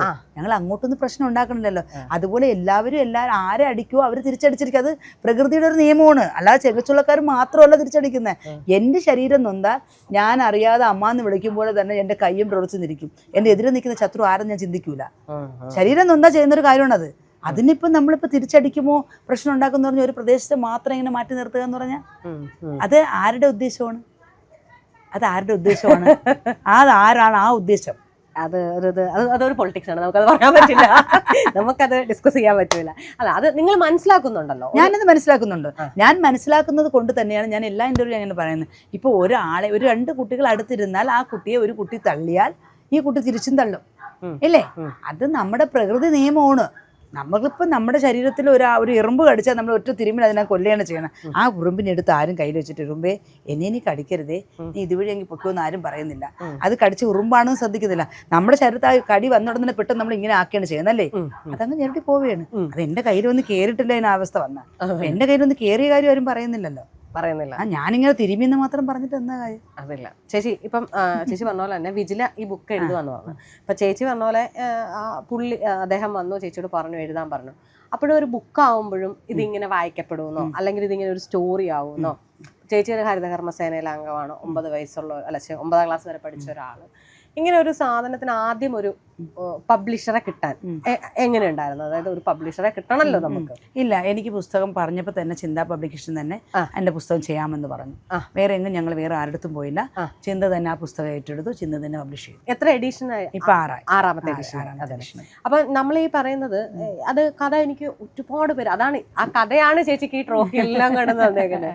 അത് ഞാൻ വന്നപ്പോ ഞാൻ വണ്ടർ അടിച്ചു പോയി. ഞാൻ ജീവിതത്തില് പഠിപ്പും എന്ന് വെച്ചാൽ ചേച്ചി ഞാൻ കമ്പാരിസൺ ചെയ്യുന്നല്ലോ. ചേച്ചി 9ാം ക്ലാസ് വരെ പഠിച്ചെങ്കിൽ ഞാൻ ചേച്ചിയെ കഴിഞ്ഞും കുറച്ചുകൂടെ ഒക്കെ പഠിച്ചു. എന്റെ വീട്ടിൽ ഒരു ട്രോഫി പോലും ഇല്ല. ഞാൻ ഇതൊന്നും പ്രതീക്ഷിച്ച ഒരാളല്ല. നേരത്തെ പറഞ്ഞ പോലെ പുസ്തകം എഴുതിയപ്പോൾ എനിക്ക് ഒറ്റ ചിന്തയുള്ളായിരുന്നു, എൻ്റെ കോളനിയുടെ ഒരു അവസ്ഥ. കാരണം ഞാനത് എൻ്റെ ജീവിത അനുഭവം മാത്രമല്ല, ഇവിടുത്തെ കെട്ടിടങ്ങളുടെ ശോചനീയാവസ്ഥ, ഇവിടുത്തെ മനുഷ്യർ പാർക്കുന്ന സ്ഥലത്തെക്കുറിച്ചുള്ള ഞങ്ങളുടെ അനുഭവങ്ങൾ, ഡ്രെയിനേജിൻ്റെ പ്രശ്നം, വീട്ടിനകത്തൂടെ ഡ്രെയിനേജ് പൊട്ടിയൊലിക്കുന്ന, പിന്നെ ഞങ്ങളുടെ പേരിലല്ല, ഈ വീടുകളൊന്നും ഞങ്ങളുടെ സ്വന്തം പേരിലല്ല, ഞങ്ങളിവിടെ താമസിക്കുന്നതേ ഉള്ളൂ. ഇതെല്ലാം കോർപ്പറേഷൻ്റെയും ഹൗസിംഗ് ബോർഡിൻ്റെയൊക്കെ പേരിലാണ് ഈ പേര്. അപ്പം ഞങ്ങൾക്കൊരു നമുക്കൊരു പിന്നെ പട്ടയമില്ല, മനസ്സിലായി, ആധാരമില്ല, പിന്നെ നമുക്കൊരു ആധാരമില്ല, പട്ടയമില്ല, പ്രമാണമില്ല. ഞങ്ങളങ്ങ് ആകെ കൂടെ ഞങ്ങൾ കൊണ്ടുവന്ന ഒരു വോട്ടർ ഐ കാർഡ് മാത്രം. അതെ, ഞങ്ങൾ ജീവിക്കുന്ന 2020. അപ്പം ഇതൊക്കെ ചേർത്താണ് ഞാൻ ആ പുസ്തകം എഴുതിയിരിക്കുന്നത്. ഞാനിത് പുതിയ പറയുന്ന കാര്യമല്ല, ആ പുസ്തകത്തിലുള്ള കാര്യമാണ്. അപ്പോൾ ഇതിനൊക്കെ ഒരു മാറ്റം വരണം, അതിനൊരു മാറ്റം വരണം. ഇപ്പോൾ തമ്പാനൂർ വാർഡെന്ന് പറയുമ്പോൾ തമ്പാനൂർ വാർഡിലെ വോട്ടർമാരെന്ന് ചെങ്കച്ചുള്ളയെ ആശ്രയിച്ച് നിൽക്കുന്ന വോട്ടർമാരാണ് കൂടുതലുള്ളത്. കാരണം ഇവിടെ ഇലക്ഷൻ നടന്നു കഴിഞ്ഞാൽ ബാക്കിയുള്ള സ്ഥലങ്ങളൊക്കെ ഇവിടെ പുറത്തുള്ള ആൾക്കാരാണ് താമസിക്കുന്നത്. അപ്പോൾ അവരൊക്കെ അവരുടെ ജോലി സംബന്ധിച്ച് വന്ന് അവരൊക്കെ പോകും. പിന്നെ കുറച്ച് ആൾക്കാർ പുറത്തുള്ളതേ ഉള്ളൂ. ബാക്കിയെല്ലാം വോട്ടർമാർ തമ്പാനൂർ വാർഡിൽ നിന്ന് ചെങ്കച്ചുള്ളയിൽ കിടക്കുന്ന വോട്ടർമാരാണ്. അപ്പോൾ അവരുടെ അവസ്ഥ ഇതാണ്, അവർ ശോചനീയാവസ്ഥ. അപ്പോൾ ഇവിടെയുള്ള വീടുകളെല്ലാം മുഴുവൻ ആൾക്കാരുടെ പേരിൽ ആ വീടുകളാക്കി കൊടുക്കണം. ആരാണോ അവർ താമസിക്കുന്നത് അവരുടെ പേരിലാക്കി കൊടുക്കണം. മനസ്സിലായില്ലേ? അത് എന്തുകൊണ്ട് കൊടുക്കുന്നില്ല? ഞാൻ എഴുതിയിരിക്കുന്ന കാര്യങ്ങളാണ്. പിന്നെ ഡ്രെയിനേജിൻ്റെ ഒരു വലിയ വിഷയമാണ്. പൈപ്പ്, ഡ്രെയിനേജൊക്കെ ഒരുപാട് വിഷയങ്ങളാണ്. അത് ചേച്ചി, ഞാൻ അതിനൊരു കഥയല്ല, ഞാൻ കേട്ടതാണ്. ഞാൻ തിരുവനന്തപുരത്ത് സെക്രട്ടേറിയറ്റ് ജോലിക്ക് വന്നപ്പോൾ ഞാൻ പറഞ്ഞാണ്, എന്നോട് ആൾക്കാർ പറഞ്ഞാണ്, ഈ മറ്റേ സെക്രട്ടേറിയറ്റിൻ്റെ അവിടെ നിന്നുള്ള ഡ്രെയിനേജ് മുഴുവൻ ഒരു മഴ വന്നാൽ നിങ്ങളുടെ മുറ്റത്തൂടെയാണ്, അതായത് ചെങ്കൽ ചൂളയിൽ കൂടെയാണ് ഒഴുകുന്നത്. അപ്പം ഞാനീ ഒരു ദിവസം ഇതിലേക്ക് നടന്നു പോയപ്പോൾ എനിക്ക് ഞാനത് സങ്കല്പിക്കും, എനിക്കത് ഭയങ്കര വിഷമം. ഇത്രയും മനുഷ്യത്വപരമല്ലായിട്ട് എങ്ങനെയാണ് പരം. അപ്പം അങ്ങനെയാണ് ഈ ഡ്രെയിനേജ് പ്രശ്നം ഞാൻ ആദ്യമായിട്ട് കേൾക്കുന്നത്. പിന്നീട് ഞാൻ കേൾക്കുന്നത് ഈ പറയുന്ന പോലെ ചെങ്കൽ ചൂള എന്ന് പറയുന്നൊരു സ്ഥലം, അല്ലെങ്കിൽ ഇത് കേൾക്കുന്നതല്ല, ഇത് അങ്ങനെയാണ്. ചെങ്കൽ ചൂള എന്ന് പറയുന്ന സെക്രട്ടേറിയറ്റിന് വേണ്ടിയിട്ട് മറ്റേ ചെങ്കൽ കട്ട പണിയാൻ എടുത്ത സ്ഥലമാണ്. അതായത് ഇവിടെ ഒരുപാട് ഇപ്പം നമ്മൾ കമ്മട്ടിപ്പാട സിനിമ പറയുന്ന പോലെ അവിടെ താമസിച്ച ഒരു വിഭാഗം ജനങ്ങളെ ഒതുക്കി ഒരു വട്ടത്തിനകത്താക്കി വെച്ചിരിക്കും. അതെ, എങ്ങനെയാണ് നമുക്കത്? ഇവിടുന്ന് ഇപ്പൊ ഒരു ധനുജകുമാരി ഉണ്ടായി, എത്ര ധനുജകുമാരിമാരും കുമാരന്മാരും ഉണ്ടാവും ഇവിടെ ഇതിന് വേണ്ടിയിട്ട്? അതെ, ഞാൻ പറഞ്ഞില്ലേ, ഞങ്ങളെല്ലാം ഒറ്റക്കെട്ടാണ്. ഞങ്ങളൊരു മതത്തിന്റെ പേരിലോ ജാതിയുടെ പേരിലോ ഒന്നും ഞങ്ങൾ തമ്മിൽ തല്ലാറില്ല. ഞങ്ങൾക്ക് ഇഷ്ടപ്പെട്ട ദൈവങ്ങളെ ഞങ്ങൾ ആരാധിക്കുന്നുണ്ട്. അതിന്റെ പേരിൽ ഞങ്ങൾ അടിയുടയ്ക്കില്ല. പക്ഷേ വികസനത്തിന്റെ കാര്യം വരുമ്പോൾ ഞങ്ങളുടേതായ എല്ലാ രാഷ്ട്രീയങ്ങളുണ്ട്. എല്ലാവരും അവരുടെ രാഷ്ട്രീയത്തിൽ പോകും. അതാണ് മെയിനായിട്ടുള്ള പ്രശ്നം. കാരണം വികസനം വരുമ്പം അവരവർ വിശ്വസിക്കുന്ന രാഷ്ട്രീയ പാർട്ടികൾ അത് ഞങ്ങളുടെ വിശ്വാസമാണ് കാണിക്കുന്നത്. തിരിച്ച് കാണിക്കാനുള്ളത് ആ ജനപ്രതിനിധികളാണ് അല്ലേ. അപ്പം അതിന് ഏറ്റവും ആവശ്യം എന്തെന്ന് വെച്ചാൽ ഇതിനകത്തുനിന്നൊരു ജനപ്രതിനിധി വരണം. പലപ്പോഴും പുറത്തുനിന്നുള്ള ജനപ്രതിനിധികളോട് നിൽക്കുന്നത്. അപ്പം ഇതിൻ്റെ അവസ്ഥകൾ അറിയാമെന്നുള്ളൊരു ആൾ ഇവിടെ നിന്ന് വരണം. അത് നിങ്ങൾ ഇതുവരെയും ആവശ്യപ്പെട്ടിട്ടില്ലേ? ആവശ്യപ്പെട്ടാലും അവർ തരണ്ടേ, അവർ കൊടുക്കണ്ടേ? ഇത് ഞാൻ പറഞ്ഞില്ലേ, സ്വതന്ത്രമായിട്ട് ജയിക്കുക നമ്മുടെ നാട്ടുകാരനാണ്. അങ്ങനെയല്ല ഞാൻ പറയുന്നത്. കാരണം വികസനത്തിൻ്റെ കാര്യം ഞങ്ങളെല്ലാവരും ഞങ്ങൾക്ക് ഇഷ്ടമുള്ള രാഷ്ട്രീയ പാർട്ടികളുണ്ട്. മനസ്സിലായില്ല? അപ്പോൾ നമ്മൾ അതിൻ്റെ കൂടെ നിൽക്കുമ്പോൾ തിരിച്ച് അവർ നമ്മളോടൊപ്പം നിന്ന് വികസനം കൊണ്ടുവരണം. എത്ര മനോഹരമായിട്ടാണ് ഒരു വിഭാഗം ജനത്തിനെ ഈ രാഷ്ട്രീയക്കാർ പറ്റിക്കുന്നത്. അവർക്കിടയിൽ ഒരു കണക്ഷൻ ഉണ്ടാവും. പക്ഷെ നിങ്ങൾക്കിടയിൽ ആ ഒരു കാര്യത്തിൽ, രാഷ്ട്രീയത്തിൽ മാത്രം നമ്മൾ തത്വങ്ങൾ പറഞ്ഞ് കൈവിരലിലെ 5 വശത്ത് പോകുമ്പോഴും അല്ലെ എത്ര മനോഹരമായിട്ടാണ്. അതും ചേച്ചിയുടെ പുസ്തകത്തിൽ ഉണ്ട്. ഞാൻ എഴുതിയിട്ടുണ്ടത്. ഞാൻ പുസ്തകത്തിൽ എഴുതിയിട്ടുണ്ട്. കാരണം ഞങ്ങൾക്ക് ഇഷ്ടപ്പെട്ട ഞങ്ങൾ എല്ലാ കാലത്തും ഒറ്റക്കെട്ടാണ്. വികസനം വരുമ്പോൾ അവരവർക്ക് ഇഷ്ടപ്പെട്ട പാർട്ടിയുടെ കൂടെ നിൽക്കുകയുള്ളൂ. അത് ഞങ്ങൾ കാണിക്കുന്ന വിശ്വാസമാണ്. ഞങ്ങൾ അവർക്ക് കൊടുക്കുന്ന ആ വിശ്വാസം തിരിച്ചവർ കാണിച്ചാൽ കോളനിയുടെ 3/4 വിഷയങ്ങൾ തീരുമല്ലോ. വികസനത്തിന്റെ ഭാഗം ഇവിടെ വരുമ്പോൾ തീരത്തില്ലേ? ഇല്ലേ? അതേകൊണ്ട് ഇപ്പം നിലവിൽ എത്ര വീടുണ്ട്? 1200 വീടുണ്ട്. 1200 വീടുകളുണ്ട്. 1200. ഇനി കെട്ടിക്കൊടുക്കാനുള്ള വീടുകൾ 1200 വീടെന്ന് വെച്ചാൽ ഫ്ലാറ്റ് പോയിട്ട് ചെറിയ വീടുകൾ ഷെഡുകൾ ഉൾപ്പെടെയാണ് പറയുന്നത്. ഫ്ലാറ്റ് ഫ്ലാറ്റിനോട് ചേർത്തുള്ള ഷെഡുകൾ ചേർത്താണ് 1200 വീട്. അപ്പൊ ഈ ഇപ്പൊ ചേച്ചി തന്നെ പറഞ്ഞു ഇവിടെ ആധാരമില്ല, അല്ലെങ്കിൽ നിങ്ങൾക്ക് പട്ടയമില്ല. അപ്പൊ നിങ്ങൾ പുറത്തുനിന്ന് ഒരാൾക്ക് വന്ന് താമസിക്കാൻ പറ്റില്ല. നിങ്ങൾ ഇപ്പൊ ചേച്ചി തന്നെ, ചേച്ചിക്ക് 2 മക്കളുണ്ട്, അവർക്ക് ഇവിടെ കിടക്കാൻ പറ്റില്ല. അപ്പൊ നിങ്ങൾ എങ്ങനെയാണ് അടുത്ത ഇതിനകത്ത് ഞാൻ പറയും ഇത്രയും കാര്യങ്ങളില്ലാത്തതുകൊണ്ട് പുറത്തുനിന്ന് ഒരാൾ വന്ന് വീട് വാങ്ങാൻ അവർക്ക് ഭയമായിരിക്കും. കാരണം ഒരാളും അവരുടെ കാശ് വെറുതെ. പക്ഷേ ഇതിനകത്തുള്ള ആൾക്കാർക്ക് തന്നെ ഒരു വീട്ടിൽ 2 മക്കളാകുമ്പോൾ 2 പേര് കല്യാണം കഴിഞ്ഞ് കഴിയുമ്പോൾ അവർക്ക് താമസിക്കാനുള്ള സൗകര്യക്കുറവ് ഒരു വീട്ടിനകത്തുണ്ടാകും. അപ്പോൾ അവരിതിനകത്തുള്ള വീട് ഇപ്പോൾ എൻ്റെ വീട്, എനിക്കൊരു വീട് ഗവൺമെൻറ് തന്നിട്ടുണ്ടെങ്കിൽ ചിലപ്പോൾ ഞങ്ങളുടെ മക്കളുടെ കല്യാണത്തിനോ അല്ലെങ്കിൽ മക്കളുടെ പഠിത്തത്തിനോ അല്ലെങ്കിൽ മറ്റെന്തെങ്കിലും കാരണത്തിനൊക്കെ നമുക്ക് വേറെ സമ്പാദ്യമൊന്നും ഇല്ലല്ലോ, സാധാരണക്കാരാണല്ലോ. അപ്പോൾ അവർ പണയം പോലെ വെച്ചാൽ ഒറ്റി വയ്ക്കുക അല്ലെങ്കിൽ വാടകയ്ക്ക് കൊടുക്കുക. അപ്പോൾ ഇങ്ങനെയൊക്കെയുള്ള കാര്യങ്ങൾ ഇവിടെ ഉണ്ട്. അപ്പോൾ അത് നമ്മൾ തന്നെ പരസ്പര വിശ്വാസത്തിൻ്റെ പേരിൽ വാങ്ങി താമസിക്കുന്നവരാണ്.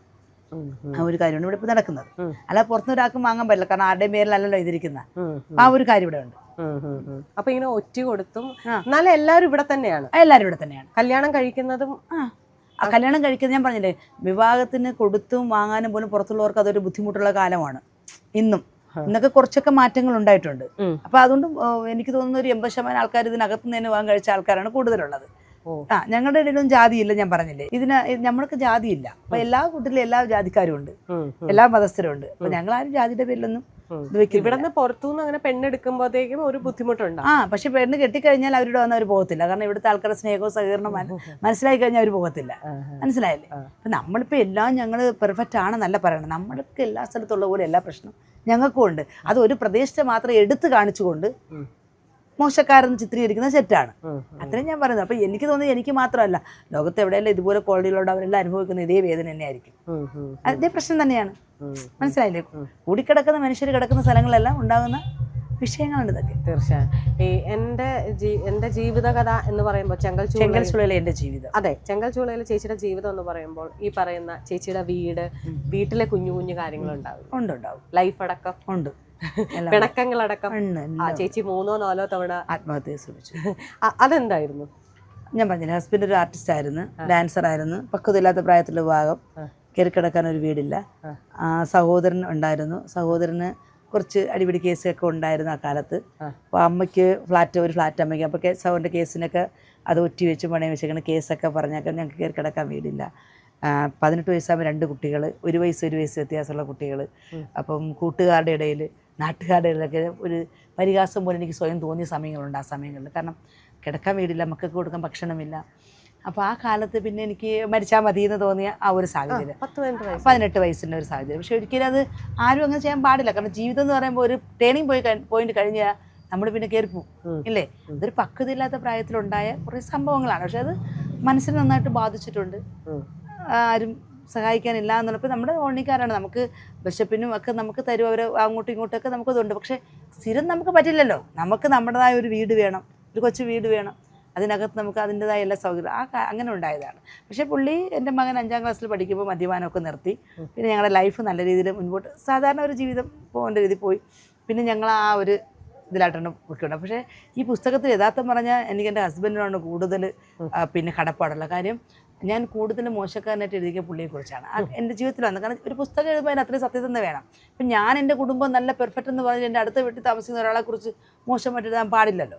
ഞാൻ കണ്ടതും ഞാൻ കേട്ടതും ഞാൻ അനുഭവിച്ചതും ഞാൻ പോയ വഴിയും ഞാൻ ഇന്നും പൊയ്ക്കൊണ്ടിരിക്കുന്ന വഴിയാണ് ആ പുസ്തകത്തിലുള്ളത്. ശരിക്കും ധനുജ നടന്ന ചെങ്കൽച്ചൂള വഴികൾ എൻ്റെ കാഴ്ചകളാണ്. അപ്പോൾ ഇതിനകത്തൊരു സംസ്ഥാന ചലച്ചിത്ര പുരസ്കാരം കിട്ടിയ ഒരു നടി, ഒരു ബാലതാരമുണ്ട്.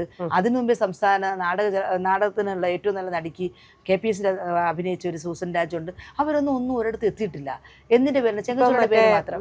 ഇപ്പൊ നമ്മുടെ ജോബിയുണ്ട്, അവർ ടിക്കറ്റ് വെക്കുന്നത്. ഇപ്പോൾ നമ്മുടെ ജോബിയുണ്ട്, ഒരു നീള സിനിമയിൽ അഭിനയിച്ച ഒരു പയ്യനാണ് ജോബിയുണ്ട്. പിന്നെ ഈ റീൽസ് പോലും ഇന്ന് മറ്റുള്ളവർ ചെയ്യുന്നത്, ചെങ്കൽച്ചൂളിലെ 10-15 പിള്ളേർ ചെയ്ത റീൽസ് കണ്ടുകൊണ്ടാണ് ഇന്ന് ആൾക്കാരെ റീൽസ് പോലും എല്ലാ സ്ഥലത്തും അല്ലേ റീക്രിയേറ്റ് അത് വന്നതുപോലും. അപ്പം അങ്ങനെ വിദ്യാഭ്യാസമുള്ള കുട്ടികളുണ്ട്, ജോലി ചെയ്യുന്നവരുണ്ട്. ചെങ്കൽച്ചൂളക്കാർ എന്ത് ചെയ്യുന്നോ അതവർ 100% പെർഫെക്റ്റ് ചെയ്യാൻ ശ്രമിക്കുന്നവരാണ്.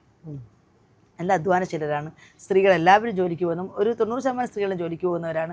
ഹരിത കർമ്മസേനയിലാവട്ടെ, അല്ലെങ്കിൽ വീട്ടു ജോലിക്കാവട്ടെ, അല്ലെങ്കിൽ പിന്നെ മറ്റ് അവരുടെ എന്തെങ്കിലുമൊക്കെ എന്തെല്ലാം ജോലിയുണ്ടോ അവർ ജോലി ചെയ്യാൻ മനസ്സുള്ളവരാണ്. പിന്നെ കച്ചവടം ചെയ്യുന്നവരുണ്ട്, വീടുകളിൽ തന്നെ ചെറിയ ഇൻസ്റ്റാൾമെൻറ്റ്, തുണി അത് ഇതൊക്കെ ചെയ്യുന്നവരുണ്ട്. അപ്പോൾ എല്ലാ തരത്തിലുള്ള ആൾക്കാർ ഇതിനകത്ത് ജീവിക്കുകയാണ് ചെയ്യുന്നത്. അപ്പോൾ ഇതിനകത്ത് സത്യം ഇത് നമ്മുടെ സ്വർഗ്ഗമാണ്. പുറത്തുനിന്ന് കാണുന്നവരെന്താണെന്ന് എനിക്ക് അതെ, ഇത് ഞങ്ങളുടെ സ്വർഗ്ഗമാണ്. കാരണം ഒരു വീട്ടിലൊരു കഞ്ഞി വെച്ചിട്ട് കറി വെച്ചില്ലെങ്കിൽ 10 കറി കൂട്ട് ഉണ്ണുന്നവരാണ് ഞങ്ങൾ. കാരണം ഈ 10 വീട്ടിലെ അടുക്കളയിൽ കയറുള്ള സഹോദരൻ ഞങ്ങൾക്കുണ്ട്. അങ്ങനെ ചോദിക്കില്ല, ഇച്ചിരി എന്ന് ചോദിക്കില്ല. എന്തൊരു കറി വെച്ചടി, അപ്പൊ ഇന്ന കറി ചെല്ലുക, കോരി എടുക്കുക, ഇനി വരിക. മനസ്സിലായില്ല? അതാണ് ഞങ്ങളുടെ ഇവിടുത്തെ ജീവിത രീതി. ഇന്നും അങ്ങനെയാണ് എല്ലാ വീടുകളും. ഇപ്പൊ എന്റെ തൊട്ടടുത്ത വീട്ടിൽ ഇവിടെ 5 വീടുണ്ടെങ്കിൽ 5 വീട്ടില് 3 വീട്ടിലേക്ക് ഞാൻ കയറിപ്പോ 2 വീടായിരിക്കും പിണക്കം. ആ 2 വീട് നമ്മൾ കയറും കുറച്ച് ദിവസം. നമ്മുടെ ഞാൻ പറഞ്ഞ ഒരു കൂട്ടുകുടുംബം, ചെറിയ ഒരു നീരസവും പിണക്കങ്ങളൊക്കെ ഉണ്ടെങ്കിൽ എല്ലാവരും നന്നായിരിക്കണം എന്ന് ആഗ്രഹിക്കുന്ന ആൾക്കാരാണ്. ചേച്ചി അത് പറയുമ്പോഴേ ചുമ്മാ ഞാനത് എൻ്റെ ഒരു ക്യൂരിയോസിറ്റിക്കാണ്. നമ്മളെപ്പോഴും പറയുന്ന ഒരു കാര്യമുണ്ട്, പെണ്ണുങ്ങളെ കൂടിയ കുശുമ്പും കുന്നായ്മ ഒരു വീടിൻ്റെ അപ്പുറത്ത് ഒരു വീടിൻ്റെ അപ്പുറത്ത് അതൊക്കെ ഉണ്ട്. നമുക്കതില്ലാതിരിക്കൂ. അത് നമ്മൾ തീർച്ചയായിട്ടും നമ്മൾ മനുഷ്യരല്ലേ.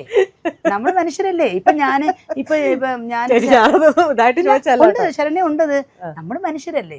സ്നേഹമുള്ളവരോട് ചിലപ്പോൾ എൻ്റെ അമ്മയെ കുറിച്ച് തന്നെ ഞാൻ പറയും, അമ്മ എന്നെ വഴക്ക് പറഞ്ഞടി, അമ്മ ഇങ്ങനെയാണ് അന്ന്. അപ്പൊ മനസ്സിലായി. അപ്പൊ അടുത്ത വീട്ടിലുള്ളത് ഇതൊക്കെ ഞങ്ങളുടെ ഇടയിലുണ്ട്. ഇല്ല എന്ന് നമ്മൾ പറയുന്നില്ലല്ലോ. ഞങ്ങൾ ആരോടും ഞങ്ങളെല്ലാം പെർഫെക്റ്റ് ആണെന്ന് പറയുന്നില്ല. ഞങ്ങൾ ആരുടെ കാര്യവും തിരക്കാൻ പോകുന്നില്ല. ഞങ്ങൾ മറ്റുള്ളവരുടെ വിജയങ്ങളെല്ലാം ഞങ്ങൾ ആഘോഷിക്കുന്നവരാണ്. ഞങ്ങളുടെ കുട്ടികളുടെ വിജയം ആരും ആഘോഷിക്കേണ്ട, അപമാനിക്കാതിരിക്കാമല്ലോ.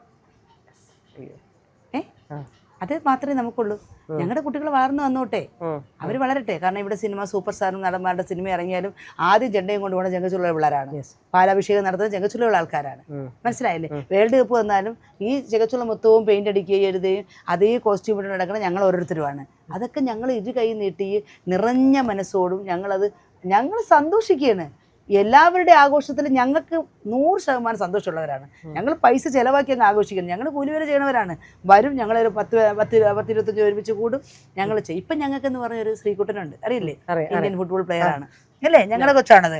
അതൊക്കെ പറയുമ്പോൾ ഞങ്ങൾക്ക് ഇപ്പോൾ അഭിമാനമുണ്ട്. കാരണം ഞാൻ പല ഇൻ്റർവ്യൂവും പറയും, അവൻ ഞങ്ങളുടെ മെസ്സിയാണെന്നാണ് ഞാൻ പറയാറുള്ളത്. കാരണം എനിക്ക് മെസ്സിയാണ് ഇഷ്ടം.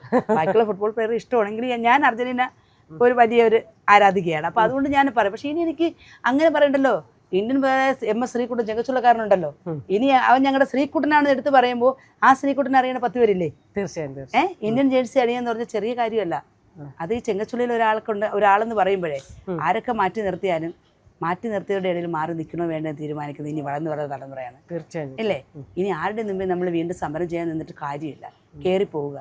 നമുക്കും കൂടെ ഉള്ള വഴി തന്നെയാണ്. ചേച്ചി, അതിനിടയ്ക്ക് ഒരു 2-3 പേരുടെ വിദ്യാഭ്യാസം ഉള്ളവരുണ്ടെന്ന് പറഞ്ഞു. ഇവിടെ സർക്കാർ ജോലിക്കാരുണ്ടോ? ഒരുപാട് പേരുണ്ട്. ഒരുപാട് അവരിവിടെ തന്നെയാണ് ഇവിടെ തന്നെ താമസം. പിന്നെ കുറേ പേര് ഇവിടെ മാറിപ്പോകുന്നവരുണ്ട്. കാരണം ഇപ്പം എല്ലാവരും ഞങ്ങളെപ്പോലെ ആകണമെന്നില്ലല്ലോ.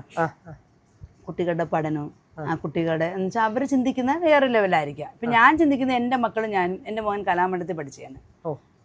എൻ്റെ പുസ്തകത്തിൽ എഴുതാൻ മറ്റൊരു കാരണം എൻ്റെ മകൻ്റെ ജീവിതമാണ്. കാരണം മോനെ കലാമണ്ഡലത്തിൽ കൊണ്ടുപോകുമ്പോൾ ഞങ്ങൾക്കൊരു സ്വപ്നം ഉണ്ടായിരുന്നു. കലാമണ്ഡലം എന്ന് പറയുമ്പോൾ ഭയങ്കര ഒരു സ്വപ്നം. പക്ഷേ അവിടെ ചെന്നപ്പോൾ മോനെ ജാതിയുടെ പേരും കോളനിയുടെ പേരും പറഞ്ഞ് മോനെ അവിടെ നിന്ന് അടിച്ച് അവൻ്റെ കയ്യിനെ അടിച്ചൊടിക്കുമെന്ന് പറഞ്ഞ അധ്യാപകനാണ്. അദ്ദേഹം ജയിലിൽ കിടക്കേണ്ടി വന്നാലും എൻ്റെ മോനെ അവിടെ പഠിപ്പിക്കുമെന്ന് പറഞ്ഞ് 5 കുട്ടികളുടെ അടുത്ത് കൊണ്ടുപോയി ചെന്ന് 8 കുട്ടികൾ ഒരു ക്ലാസ്സിൽ. അന്ന് അവിടെ 5 പിള്ളേർ. ആ പിള്ളേരുടെ അടുത്ത് അവരുടെ ജാതി എൻ്റെ മകന് പറഞ്ഞു കൊടുത്തു. എന്നിട്ട് ചോദിച്ചു, നീ എന്ത് ജാതിയാണെന്ന് നിനക്കറിയാം, നിനക്ക് ഇവരുടെ ഇരിക്കുള്ള യോഗ്യത ഉണ്ടെന്ന് ചോദിച്ച അധ്യാപകനാണ്. മനസ്സിലായില്ലേ? അപ്പം ആ തലമുറയിൽ നിന്നും അവരെഴുന്നേറ്റ് വരണമെങ്കിൽ അവനെ അവിടെ നിന്ന് വിട്ടു. അപ്പോൾ ഇന്നിവിടെ 11 വർഷം ഇവിടെ വീണ്ടും ഇവിടെ വന്ന് ഞങ്ങളുടെ 2011 വരെ ഈ സ്കൂൾ കലോത്സവത്തിന് 7 വർഷം പോയി തിരുവനന്തപുരം ജില്ലയ്ക്ക് വേണ്ടി ചെണ്ടമേളത്തിലും ഓർക്കസ്ട്രയ്ക്കൊക്കെ A ഗ്രേഡ് വലിയ ടീമാണ് അവൻ്റെ ടീം. അവനെ കലാമണ്ഡലം തള്ളിക്കളഞ്ഞെങ്കിൽ അവൻ AR റഹ്മാൻ്റെ കോളേജിൽ പോയി പഠിച്ചു. PC പ്രൊഡക്ഷൻ കൺട്രോൾ പഠിച്ചിറങ്ങിയവൻ. അവൻ നല്ലൊരു ആർട്ടിസ്റ്റാണ്. ഇളയ മകനും ആർട്ടിസ്റ്റാണ്. പക്ഷെ നമുക്ക് നമ്മുടേതായ എല്ലാ ബലഹീനതകളും നമ്മളുണ്ട്. പക്ഷെ നമ്മുടെ നന്മ കാണാതെ നമ്മുടെ കുറ്റം മാത്രം കണ്ട് പറയുന്നത് തെറ്റാണെന്ന് മാത്രമേ ഞാൻ അവകാശപ്പെടുന്നുള്ളൂ. നമ്മളിലുള്ള നല്ലത് കാണുക അല്ലേ? അവസരങ്ങൾ ഞങ്ങളുടെ കുട്ടികൾക്ക് കൊടുക്കുക. നമ്മുടെ കുട്ടികൾക്ക് അതിന് വേണ്ടത് അവസരങ്ങൾ, അവർക്കുള്ള കഴിവിനനുസരിച്ചുള്ള അവസരങ്ങൾ കൊടുക്കുക. തീർച്ചയായും ചേച്ചി, നമ്മൾ കുറേ നേരമായി സംസാരിക്കാനായിട്ട് ചേച്ചി പറഞ്ഞ പോലെ തന്നെ പല സാഹിത്യം എന്ന് പറയുന്ന പല രീതിയിലുള്ള എഴുത്തുകളാണ്. അതിൽ പ്രണയമുണ്ട്, ജീവിതമുണ്ട്, ദുഃഖമുണ്ട്, എല്ലാം ഉണ്ട്. അതായത് അവരുടെ ഇതാണ്. പക്ഷെ പച്ചയായുള്ള എഴുത്തുകൾ എന്ന് പറഞ്ഞാൽ നമ്മൾ ബഷീറിനെ അങ്ങനെയാണ് നമ്മൾ ഇച്ചിരി പച്ചയായ എഴുത്തുകളാണ്. അതിലും പച്ചയായിട്ട് എഴുതുക എന്ന് പറഞ്ഞാൽ എനിക്ക് തോന്നുന്നു ഗോഡ് ഓഫ് മോൾട്ടിങ്സിൽ മറ്റേ തൂറാൻ പോകുന്ന പറമ്പ് എന്നൊക്കെ പറയുന്ന തീട്ടപ്പറമ്പ് എന്നൊക്കെ ഉള്ള രീതിയിൽ, അതായത് അത് നമ്മുടെ കൊളോക്കിയൽ ലാംഗ്വേജ് അതാണ്. എടാ നീ ആ തീട്ടപ്പറമ്പിൻ്റെ അവിടെ പോവല്ലേ അങ്ങനെ. അതുപോലെ തന്നെ നമ്മുടെ ജീവിതത്തിൽ നടക്കുന്ന ഈ സാധനങ്ങൾ ചേച്ചി പറഞ്ഞ പോലെ തന്നെ എൻ്റെ ജീവിതം എഴുതുമ്പോൾ അത് ധനുജയുടെ ജീവിതം, ധനുജ കണ്ടതാണ്. ധനുജ കാണുന്നതിനകത്ത് സാഹിത്യമല്ല, ജീവിതമാണ്. അല്ലെങ്കിൽ അതിലൊരു നമ്മൾ പറഞ്ഞൊരു പച്ച മണ്ണിനൊരു മണമുണ്ട്. അതിന് വേറൊരു മണമല്ല, അതിന് പച്ചമണ്ണിനുള്ള ആ മണമോട് കൂടി എഴുതിയത് ഈ പറയുന്ന പോലെ ഈ ഇരിക്കുന്ന എല്ലാ ആ മണത്തിന് കിട്ടിയ. അതെ. എനിക്ക് അവാർഡുകളും ഷീൽഡുകളൊക്കെ ഞാൻ ഒരു ഇൻ്റർവ്യൂ പറഞ്ഞിട്ടുണ്ട്. അവാർഡ് ഷീൽഡുകളൊക്കെ ഇപ്പോൾ കണ്ടില്ല, എനിക്ക് വീട്ടിലെങ്കിലും അവാർഡ് ഷീൽഡൊക്കെ ഒരുപാടുണ്ട്. പക്ഷേ എനിക്കിതിവിടെ ഇരിക്കുമ്പോൾ വേറൊരു തരത്തിലുള്ള അഭിമാനം. കാരണം ഇത് ഞങ്ങളുടെ ചെങ്കൽച്ചുള്ളയ്ക്കകത്ത് ഇരിക്കേണ്ടതെന്ന് ഞാൻ പറയുന്നത്. ധനുജകുമാറിൻ്റെ വീട്ടിലല്ല ഇതിരിക്കുന്നത്. ഇത് ചെങ്കൽച്ചുള്ളയ്ക്ക് ഇവിടെ അവകാശപ്പെട്ടതായിട്ട് വന്നതാണ് അല്ലേ? ഇവിടെയും ഇരിക്കട്ടെ, ഇവിടെയും ഇങ്ങനെ കുറച്ച് കാര്യങ്ങൾ ഇരിക്കട്ടെ. അപ്പോൾ നമ്മുടെ ജീവിതത്തിൽ നമ്മൾ ഒരുപാട് ആഗ്രഹിക്കുന്ന ഒരുപാട് കാര്യങ്ങൾ നമ്മുടെ കുഞ്ഞു കുഞ്ഞു സ്വപ്നങ്ങളാണ്. ആ സ്വപ്നങ്ങളിൽ നമ്മൾ കയറി ചെല്ലുമ്പോൾ ഒരു ജാതിയുടെയോ മതത്തിൻ്റെയോ നിറത്തിൻ്റെയോ ഒരു സ്ഥലത്തിൻ്റെയോ പേര് പറഞ്ഞ് മാറ്റി നിർത്തരുത്. എൻ്റെ എഴുത്തെന്ന് പറഞ്ഞാൽ ഞാൻ നേരത്തെ പറഞ്ഞ പോലെ പ്രണയം അല്ലെങ്കിൽ പിന്നെ സാഹിത്യം അല്ലെങ്കിൽ മറ്റ്. പക്ഷേ എൻ്റെ എഴുത്തെന്ന് വെച്ചാൽ എനിക്ക് തോന്നുന്നു എൻ്റെ എഴുത്ത് എപ്പോഴും ഒരു എന്ത് പറയാ, വിപ്ലവം പോലെ ആയിരിക്കാം അല്ലേ? നമ്മൾ വിപ്ലവമാണ് തന്നെയാണ് ചേച്ചി. അതെ, ഇതിനെതിരെ എങ്ങനെ നമുക്ക് പ്രതികരിക്കാം, ഇങ്ങനെയും പ്രതികരിക്കാം എന്നുള്ള ഇപ്പോഴും ഭയങ്കര സന്തോഷമുണ്ട്. കാരണം ഒരു സമയത്ത് നമ്മുടെ വിദ്യാഭ്യാസം മുടക്കിയവർ ഇന്ന് നമ്മളെ പഠിക്കേണ്ടുന്ന ഒരു കാലം കൊണ്ടുവന്നില്ലേ? തീർച്ചയായും. ഒരു കാലത്ത് ഞങ്ങളുടെ വിദ്യാഭ്യാസം മുടക്കിയവരാണ് ഇന്ന് ധനുജകുമാരിയും ചെങ്കൽച്ചുള്ളയും എഴുതിയിട്ട് പോകാനുള്ള വിദ്യാഭ്യാസം അല്ലേ? അത്രത്തോളം കാലം കൊണ്ടെത്തിച്ചില്ലേ? ഇനിയും ഉണ്ടാവും. ഇനിയും ഈ പ്രദേശത്ത് നിന്ന് ഒരു പ്രതിഭയല്ല, 1000 പ്രതിഭകൾ വരും. അത് തന്നെ ഞാൻ പറഞ്ഞില്ല, ഇപ്പൊ തന്നെ മാറുന്നുണ്ടല്ലോ. അത് നമ്മൾ ചെങ്കൽച്ചുള്ള നടിക്കുമ്പോൾ ഇതൊക്കെയാണ് വരുന്നത്. ആ ഒരു മാറ്റങ്ങൾ ഇനിയും വരും. എൻ്റെ അടുത്ത് പലരും പല കാര്യങ്ങളും ചോദിക്കാറുണ്ട്. ഇപ്പം ഞാനും ചിന്തിച്ചു, ഇടക്കാലത്ത് ഞാൻ ചിന്തിച്ച കാര്യമാണ്, നമുക്കവർ എന്ത് ചെയ്തു എന്നല്ല, നമുക്ക് എന്ത് ചെയ്യാൻ കഴിയും അത് ചെയ്യുക അല്ലേ? എനിക്ക് എന്ത് ചെയ്തു എന്നല്ല, ആ ചോദ്യത്തിന് പ്രസക്തിയില്ല. എനിക്ക് എന്ത് ചെയ്യാൻ കഴിയും അത് ഞാൻ ചെയ്യുക. അത് അങ്ങനെ ചെയ്തത് കൊണ്ടാണ് ഞാനും ചേച്ചി ഈ കട്ടിലയിൽ ഇരിക്കുന്നത്. ഇല്ലെങ്കിൽ ഇരിക്കാൻ പറ്റില്ല. അത് നമുക്കും ഞാൻ പറഞ്ഞില്ലേ, ഇത് ഞാൻ ആദ്യകാലം മൂലം കാണുമ്പോഴൊക്കെ എനിക്ക് ഭയങ്കര ആഗ്രഹമായിരുന്നു സംസാരിക്കണം, കാണണം. എനിക്ക് പിന്നെ ഭയങ്കര ചമ്മലൊക്കെ. സത്യത്തിൽ ഞാൻ ഇങ്ങനെയൊക്കെ സംസാരിക്കണമെങ്കിൽ എനിക്ക് ഒരാളോട് വിളിച്ചിട്ട് ഹലോ ഇന്ന ആളാണ്, ഇന്റർവ്യൂ തരാമെന്നൊക്കെ വെച്ചാൽ ഇത്തിരി മടിയുള്ള ഒരാളാണ്. വേണമെങ്കിൽ എൻ്റെ തലക്കനെന്ന് വേണമെങ്കിൽ വിശേഷിപ്പിക്കാം. കാരണം ഞാൻ ചോദിച്ചിട്ട് തന്നില്ല, എനിക്ക് ഭയങ്കര ചമ്മല. അതായത് ഇപ്പൊ ഈ പറഞ്ഞ അപമാനമാണത്. അതെ, അതെ, അതെ. അതായത് ഇപ്പം ചേച്ചി എഴുതിയ പുസ്തകം പോലും ഒരു ഞാൻ എന്നെ ശരണി ഇതുവരെ വിളിച്ചില്ലല്ലോ എന്ന് വിചാരിച്ചോണ്ടിരിക്കുകയായിരുന്നു. ഇഷ്ടമുള്ള 2 ആങ്കർമാരും രജനീഷും ശരണി. അപ്പൊ എനിക്ക് എപ്പോഴും ഞാൻ ചിന്തിക്കും രജനീഷും ശരണി എന്നെ വിളിക്കണേ. അതാണ് ഞാൻ പറഞ്ഞത്. ഞാൻ ഇത് പറയുന്നത്, ഒരാളെ നമ്മൾ അപമാനിച്ചാൽ അയാൾക്കറിയില്ല, അയാൾക്കതൊരു ജോക്കായിരിക്കും ജസ്റ്റ്. പക്ഷെ ആ അപമാനിക്കപ്പെടുന്നവന്റെ വേദന അത് അനുഭവിച്ചവർക്കേ അറിയത്തുള്ളൂ. അവർക്ക് ഉണ്ടാവുന്ന ഒരു ചേഞ്ചസുകൾ ഉണ്ടല്ലോ, അത് നല്ല ചേഞ്ചസ് ആണെങ്കിൽ ഇതുപോലെയൊക്കെ ആവാം ചേഞ്ചസ്. അപ്പൊ എന്താണെങ്കിലും ചേച്ചി കണ്ടതില്, മിണ്ടാൻ സാധിച്ചതില്, ഈ ബന്ധം ഇനി ഇങ്ങനെ തന്നെ പോട്ടെ. തീർച്ചയായിട്ടും ഒരുപാട് സന്തോഷം. ഇനി ശരണ്യ ഒരുപാട് കാലം ചെങ്കൽച്ചുളയിൽ വരേണ്ടി വരും. ഇവിടുന്ന് ഒരുപാട് പ്രതിഭകൾ ഇങ്ങനെ വന്നുകൊണ്ടിരിക്കും. ഇനി ഞങ്ങളുടെ ഒരു പ്രതിഭകളുടെ പറഞ്ഞല്ലേ, എന്നും ഇവിടെയുള്ള മറ്റുള്ളവർക്ക് ആവശ്യം പ്രതികളെയായിരുന്നു. പ്രതികളെയാണ് എല്ലാവരും ചോദിച്ചത്. പ്രതിഭകളെ തേടി, ആ പ്രതിഭകളെ തേടി ഇനി നിങ്ങൾ ഓരോരുത്തരും ഓരോ ദിവസവും വന്നുകൊണ്ടിരിക്കും. പുതിയ പുതിയ പ്രതിഭകൾ ഇവിടുന്ന് വരും. അതൊരു ധനജകുമാരി എന്നോ, ശ്രീകുട്ടൻ എന്നോ, അല്ലെങ്കിൽ ഒരു ജോബി എന്നോ, അല്ലെങ്കിൽ ഒരു സൂസൻ രാജ് എന്നോ, അല്ലെങ്കിൽ ഒരു സ്നേഹ എന്നോ, അല്ലെങ്കിൽ ഞങ്ങളുടെ ഡോക്ടർ കുട്ടിയെന്നോ, ഞങ്ങളുടെ ടീച്ചർമാരെന്നോ, ഞങ്ങളുടെ ടീച്ചർ, ഇതൊക്കെ നമ്മളിതൊക്കെ പറയുമ്പോൾ നിങ്ങൾ ചിലപ്പോൾ മനസ്സിൽ ചിന്തിക്കും, ഈ കാലത്ത് ഇവർ ഡോക്ടറും ടീച്ചർ എന്നൊക്കെ പറഞ്ഞാൽ ഇവർ ഇത്ര അഭിമാനത്തോടെ പറയും. കാരണം ഞങ്ങളുടെ വിദ്യാഭ്യാസം മുടങ്ങിയ സ്ഥലത്ത് നിന്ന് അവർ അത്രയും കയറി വന്നപ്പോൾ ഇന്ന് ചെങ്കൽച്ചുളയ്ക്ക് സ്വന്തം ഒരു ഡോക്ടർ എന്ന് പറയുമ്പോൾ അത് ഞങ്ങളെ എളിഞ്ഞു പറയുന്ന കാര്യമാണ്. 2 ടീച്ചർമാർ ഞങ്ങളുടെ പഠിപ്പ് മുടക്കിയ സ്ഥാനത്ത് ഇന്ന് ഞങ്ങളുടെ കുട്ടികൾ മറ്റുള്ളവർക്ക് വിദ്യ പകർന്ന ആ ഒരു കാലത്ത് നമ്മൾ കാലം വളർന്നു ഇല്ലേ. അതൊന്ന് നമ്മുടെ ശ്രീകുട്ടൻ, നമ്മുടെ ആർട്ടിസ്റ്റുകൾ, ഒരുപാട് ആർട്ടിസ്റ്റുകൾ വരുന്നുണ്ട്, കോളനി വരുന്നുണ്ടല്ലേ. ഇനിയും വരട്ടെ. ആരൊക്കെയാണോ അയ്യങ്കാളി വന്നതുപോലെ ഒരു വരവ്, കുറേ പേരിങ്ങനെ വരട്ടെ. ശരിക്കും അതൊക്കെ ഒരു ആ വില്ലുവണ്ടി ഇപ്പൊ ഇങ്ങോട്ട് ഓടുന്നതേ ഉള്ളൂ, ഓടിക്കൊണ്ടിരിക്കുന്നേ ഉള്ളൂ. ഇപ്പൊ ഞങ്ങൾ കയറി തുടങ്ങി, ഞങ്ങൾ കയറിപ്പോയി. അപ്പൊ അതങ്ങനെ തന്നെ അങ്ങോട്ട് ഇവിടെ നിന്ന് കുറെ ഓടി കുറെ വിപ്ലവങ്ങളൊക്കെ ഉണ്ടാക്കട്ടെ ചേച്ചി. ഭയങ്കര സന്തോഷം. അതിനേക്കാളും സന്തോഷം ശരണ്യയോട് എങ്ങനെ പറയണമെന്നറിയില്ല. വളരെ സന്തോഷം, വളരെ സന്തോഷം. ഞങ്ങളുടെ കോളനിക്ക് വേണ്ടി നല്ല ഒരു വീഡിയോ നിങ്ങൾ ചെയ്യണം. കാരണം നിങ്ങളെന്നല്ല ഓരോരുത്തർ ചെയ്യണം. കാര്യം ഈ കോളനി നല്ല ഇതുപോലെ ഒരുപാട് കോളനികൾ, ഒരുപാട് പുറത്തറിയാത്ത പ്രതിഭകളുണ്ട്. അവിടെയൊക്കെ പോകണം. കാരണം അവരുടെ വേദന ഇത് തന്നെയായിരിക്കും. ഒരു കോളനി താമസിക്കുന്നവർക്ക് മറ്റൊരാളെ കുറിച്ച് പറയാൻ പറ്റുള്ളൂ അല്ലേ. അവിടെയൊക്കെ ഒരുപാട് ആൾക്കാർ വരും. അപ്പോൾ ഒന്നിൻ്റെ പേരിൽ ആരെയും മാറ്റി നിർത്തരുത്, ഒന്നിൻ്റെ പേരിൽ ആരെയും വേദനിപ്പിക്കരുത്. അവരവരുടേതായ കഴിവുകളെ നമ്മൾ പരസ്പരം ബഹുമാനം കൊടുത്തു വാങ്ങുക അല്ലേ. ബഹുമാനം കൊടുത്തു വാങ്ങുക. അങ്ങനെ ഒരുപാട് കാലം ശരണ്യയും ചാനലും എല്ലാം നന്നായി പോട്ടെ. Thank you.